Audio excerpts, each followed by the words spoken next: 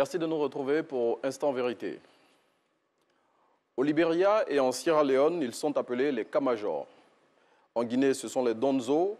Au Mali et en Côte d'Ivoire, ils sont connus sous le vocable d'Ozo. Jadis membres incontournables des sociétés dans lesquelles ils vivaient en raison de leur supposé pouvoir mystique, aujourd'hui, les Dozo essaient tant bien que mal de se trouver une place dans la société tout en continuant à perpétuer les rites centenaires hérités de leurs prédécesseurs, chose pas toujours évidente dans un monde en pleine mutation. À quel âge et comment peut-on intégrer cette confrérie née il y a plus de 8 siècles? Les Dozo sont-ils toujours des chasseurs traditionnels? Eh bien, pour traiter ce sujet, nous recevons M. Dosso Sori, président de la Fédération nationale des confréries Dozo de Côte d'Ivoire, FENACO Dossi. Bonjour, Président. Bonjour. Eh bien, merci d'avoir répondu à notre invitation. Merci. Dites-moi, Président, aujourd'hui, quel intérêt y a-t-il à être Dozo? Bon. L'intérêt d'être Dozo, c'est d'abord ne pas s'en passer de son culture. C'est une culture d'un être humain, c'est là qui fait l'être humain elle-même. Donc, l'intérêt d'être Dozo aujourd'hui, c'est de ne pas s'en passer de ta culture. Donc, pour vous, être Dozo, c'est préserver la culture de nos ancêtres? C'est la culture de nos ancêtres. C'est de ça que nous connaissons. Oui. Et il y a beaucoup de vertus dans cette culture. Ce n'est pas seulement que la sache. Donc, tu es Dozo, puis tu as fait à base de l'éducation. Oui.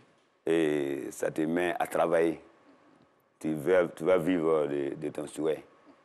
Et tu seras, ça me fait passer de beaucoup de choses de ce monde-là. Ok, donc pour vous, on l'aura bien compris, Dozo, c'est préserver la culture africaine, une certaine culture. Hein. Mais dites-moi, les Dozo ont toujours de vieux fusils traditionnels, des tenues traditionnelles avec des amulettes, comme celle que vous portez là, par exemple. Et puis, ces tenues, selon nos recherches, ne doivent pas être lavées avec de l'eau ordinaire et du savon. C'est bien cela? Bien sûr. Et comment on les lave? On les lave avec les plantes. Vous savez, les plantes sont...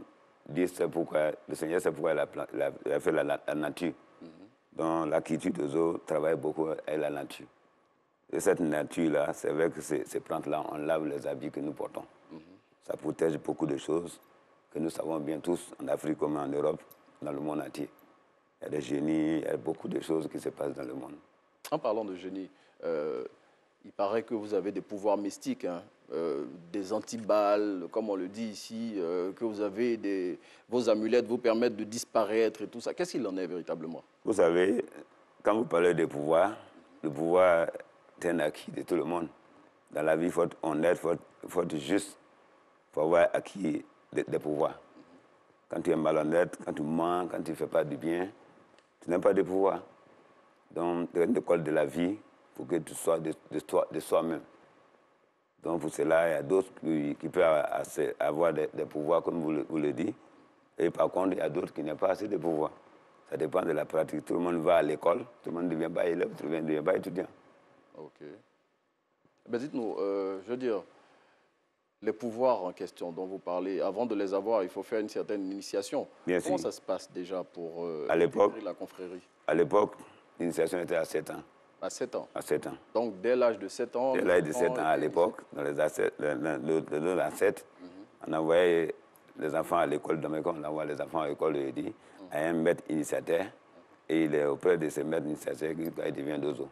À nos jours, on va jusqu'à 17 ans, 18 ans, avant d'initier quelqu'un, sous son propre volonté, pour pouvoir acquérir certaines manières de vivre.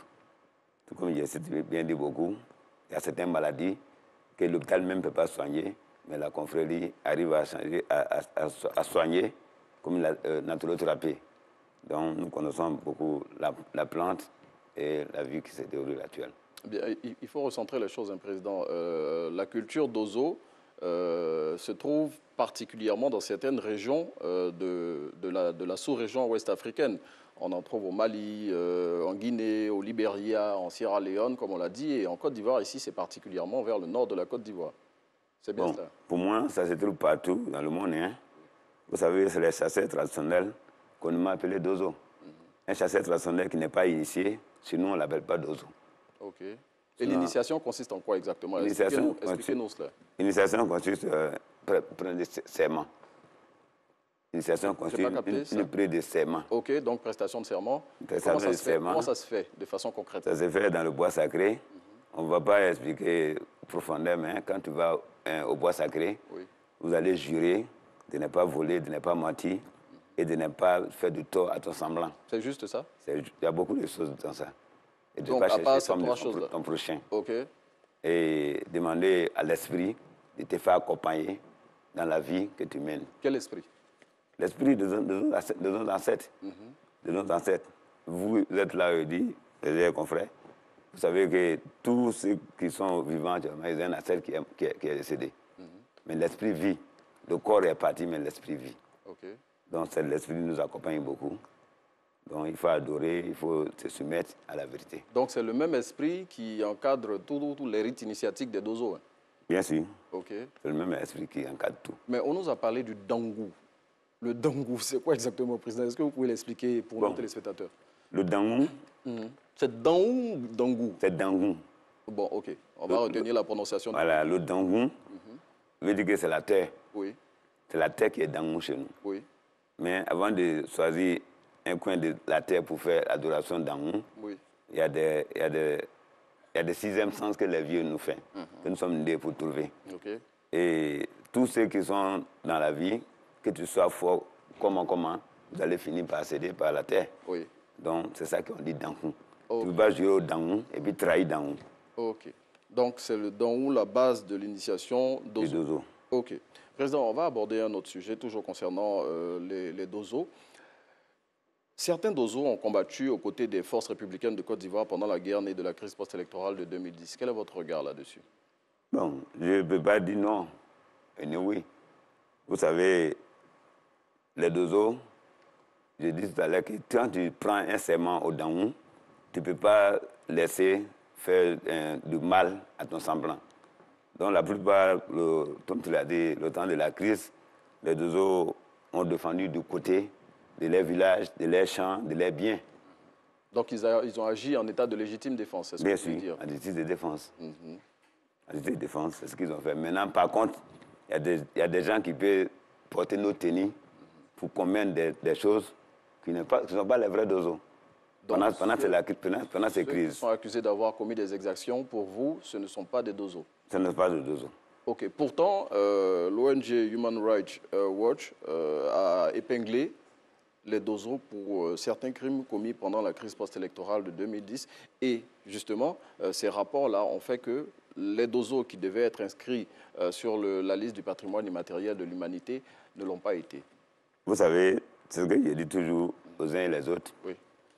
Quand il y a une crise post-électorale telle qui se crée dans un pays, chacun peut porter habit de Dozo, commettre quelque chose. Quelqu'un qui a juré au Dangu, comme je l'ai si bien dit tout à l'heure, c'est la terre. Si tu t'en vas commettre quelque chose qui n'est pas dans ton... que tu as juré, ça va te rattraper. Donc, pour nous, ceux qui ont fait ça, ce ne sont pas des initiés, que nos ancêtres ont initiés. Mais pour les populations, comment elles font pour faire la différence entre un vrai et un faux Dozo? Bon, surtout quand on vous identifie par rapport aux tenues que vous portez. Comment les populations font pour faire la différence entre un vrai et un faux Dozo? Au jour d'aujourd'hui, vous savez, c'est pendant le même constat fait par la population. Et nos sages, les dépositaires de cette confrérie, ont décidé de réorganiser cette confrérie plus qu'avant. Au jour d'aujourd'hui, là, en Côte d'Ivoire ici, il n'y a pas un village, il n'y a pas une région que vous allez parler des Dozo qu'on ne se connaît pas. Parce que partout, que ce soit village, que ce soit région, il y a un responsable Dozo qui est là, qui connaît bien les Dozo de la circonscription. Donc, à partir de ce moment, quelqu'un ne peut pas se prendre un tennis Dozo, puis aller commettre ce qu'il veut. Mais bon, Président, je vais revenir sur l'épisode de la fin de la crise post-électorale. On a vu presque dans toute la Côte d'Ivoire, les Dozo, certains, vous me direz si, comme vous l'avez dit tout à l'heure, s'ils font partie véritablement de votre structure ou pas, ils s'étaient érigés en agents de sécurité. Ils étaient dans presque tous les quartiers d'Abidjan, dans toutes les villes de la Côte d'Ivoire pratiquement, et ils ont commis encore des exactions. On voyait des tribunaux populaires qui étaient tenus par des Dozo, on infligeait des amendes aux gens, on les molestait et tout ça. Vous avez dû avoir vent de toutes ces histoires-là, Président. Tout ça, c'était dans le cadre de défendre les biens et des personnes. Parce Pour ça, il fallait molester les populations qui, pour d'autres, étaient accusées. J'avais des gens qui prenaient des dozos pour garder pendant ce temps, les vrais dozos. Et pendant ce temps, comme ce que j'ai dit, il y avait des dozos aussi qui ne sont pas les vrais dozos, qui se profitaient comme des grands bandits. Ils sont dozos ou bien ils ne sont pas vrais dozos? Pour constituer les choses. Quand on a commencé l'organisation, on a découvert beaucoup de faux dozos. OK. Beaucoup de faux dozos. Même le jour que je vous parle, on découvert toujours les faux dozos. Mais comment vous arrivez à les identifier? Bon, pour nous, comme je dis, c'est la tenue. Merci. Est-ce que vous avez une tenue homologuée qui est délivrée par la confédération? Je prends un exemple de chez moi à Séguéla. Oui. Que le dozoba de Séguéla, c'est Diomandé. C'est qui le dozoba? Diomandé Medjo. Non, le dozoba, c'est qui dans le dozoba, c'est le sage. Le sage, Le sage le plus âgé et qui initie les gens. Oui. Donc là, c'est lui qui n'est pas initié dans le village. Et il peut porter un tenue pour dire que je suis dozo. OK. Comme à Abidjan, ici, moi, je suis là. Quelqu'un, je le vois, on fait les réunions, tu ne viens pas à la réunion. Et du coup, on te voit sur moto, on te voit dans la voiture, tu es en train de partir dans un quartier. Tu es quitté où? Tu vas où? Tu es dosé où? C'est ce qui se passe maintenant. Mais justement, pour saisir la petite brèche que vous avez donnée là, je dis, dans certaines régions de la Côte d'Ivoire, vos actions, bon, en tout cas pour ceux qui sont là-bas, je dis, mettent à mal pratiquement les actions des forces de l'ordre. Je dis, certains dozos, on l'a vu dans certaines villes comme Korogo, Daloa et autres, certains dozos même s'érigent presque en agents des forces de défense et de sécurité. Ils font des checkpoints, des barrages, machin et tout, ils vérifient les pièces. Est-ce que c'est ça le rôle du dozo? Justement, c'est pas ça le vrai de dozo. Oui. Voilà pourquoi la Fédération nationale des confréries de dozo de Côte d'Ivoire a initié une tournée de sensibilisation de la paix et de la cohésion sociale, prônée par le président de la République, son Excellence, Alassane Ouattara. Vous savez, même ta propre famille, que tu mets les enfants au monde, il faut l'éducation. Oui. Il faut l'éducation. C'est vrai, il y a initiation, mais il faut que la sensibilisation continue. Les gens ne sont pas même choses, les gens n'ont pas la même intelligence. Sinon, le dozo, ce n'est pas policier, ni militaire, ni gendarme, ni juge. Le dozo, c'est une quiétude simple, c'est une quiétude. Ça s'arrête là. OK. Et dites-moi, votre association, puisqu'on y est déjà, elle existe depuis 2010. Depuis tout ce temps-là, qu'est-ce que vous avez fait pour justement éviter que ce genre de situation dont je viens de parler là, continue à prospérer? On a fait beaucoup de choses. Dès le début des processus électoraux, comme vous avez dit, tout ce qu'on a vu qu'ils ne sont pas dozo, nous avons tout fait pour les insérer à leur travail qu'ils peuvent le faire. Et au-delà, on a continué à d'abord passer dans tous les villages où il y avait des problèmes, comme tu as dit, malentente entre le chef transcendel et le dozo en question. Nous sommes partis dire à les chefs, c'est vos autotomes, c'est-à-dire c'est vos étrangers, ou bien c'est votre frère, et voilà comment il doit se comporter désormais dans ces villages ici.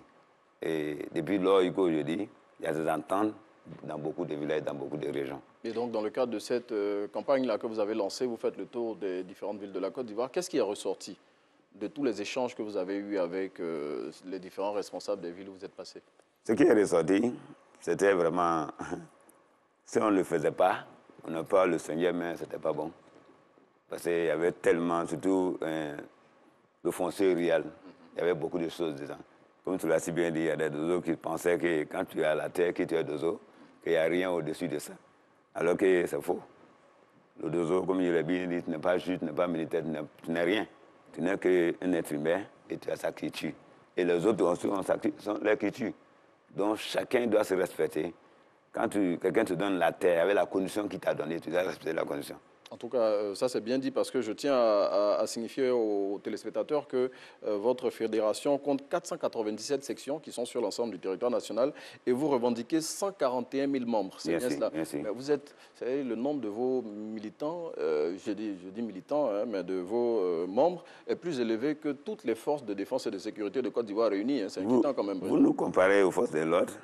Nous ne sommes pas la même chose comme les forces de l'ordre. Nous sommes parlants des forces de l'ordre. Moi, par exemple, il y a des enfants qui sont gendarmes, des enfants qui sont policiers, il y a des frères qui sont militaires. Donc, nous sommes dans la population. Vous ne devez pas nous calculer de force de l'ordre. Non, non, je le dis par rapport aux activités que certains de vos membres menaient. C'est pour cela, justement, pour que toutes ces choses-là s'arrêtent, que vous avez initié la campagne de sensibilisation. Mais je relève quand même le nombre pour dire combien de fois vous êtes nombreux. Ok. 141 000 membres, c'est plus que toutes les forces armées de Côte d'Ivoire réunies. Mais il y a une femme qu'on a vue il n'y a pas très longtemps dans un document sur une chaîne de télévision nationale qui disait qu'elle était d'Ozo. Bien sûr. Elle dit que ces génies qui voient que parmi ces génies, il y a des dozos. Donc ces génies lui demandent de venir avec les dozos. Et quand il vient avec les dozos... Est-ce qu'elle a été initiée ou pas? Une femme ne peut pas arriver au Daou. Une femme a une limite. Donc elle a des génies qui lui demandent d'être avec les dozos. Elle-même, elle ne peut pas être dozo. Elle ne peut pas être dozo. Ok. Mais en tout cas, mesdames et messieurs, j'espère que vous vous êtes fait une idée de cette structure, la FENACO DOSI, qui est la Fédération nationale des confréries d'Ozo de Côte d'Ivoire, et de ses membres, les Dozo, qui ont cherché à savoir s'ils étaient toujours des chasseurs traditionnels dans ce monde en pleine mutation. Nous avons reçu à cet effet M. Dosso Sori, président de la Fédération nationale des confréries d'Ozo de Côte d'Ivoire, et avec lui, bien évidemment, on a essayé de lever un coin de voile sur cette confrérie qui a plus de 800 ans aujourd'hui. Merci de nous avoir suivis. On vous laisse en compagnie de Naomi pour la suite de Matin Bonheur.